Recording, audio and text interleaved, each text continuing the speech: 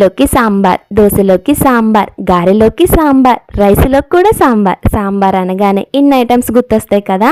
ఇంట్లో ఎలా ప్రిపేర్ చేసినా హోటల్ సాంబారే బెస్ట్ అంటున్నారా? అలా అనరండి, ఇలా ట్రై చేయండి.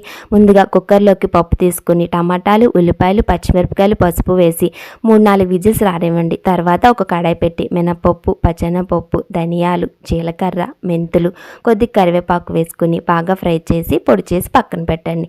సాంబార్కి సరిపడా చింతపండుని చిక్కగా నానబెట్టుకొని తర్వాత విజిల్స్ ఆపేసిన తర్వాత ఒక మిక్సీ జార్లోకి పప్పు అంతా తీసేసి ముందుగా నానబెట్టుకున్న చింతపండు గుజ్జు వేసి మిక్సీ పట్టుకొని తర్వాత ఒక కడాయి పెట్టి 4-5 టేబుల్ స్పూన్ ఆయిల్ వేసుకుని తాలింపు దినుసులు, ఇంగువ వేసి టమాటాలు, ఉల్లిపాయలు బాగా ఫ్రై అయిన తర్వాత ముందుగా పేస్ట్ చేసుకున్న పప్పును కూడా వేసి సరిపడా వాటర్ వేసి ఉప్పు, కారం అలాగే బెల్లం వేసుకుని బాగా మరుగుతున్నప్పుడు ముందుగా ప్రిపేర్ చేసుకున్న పొడిని కూడా వేసి కొత్తిమీర, అల్లం వేసుకొని దించేయండి. నచ్చితే లైక్, షేర్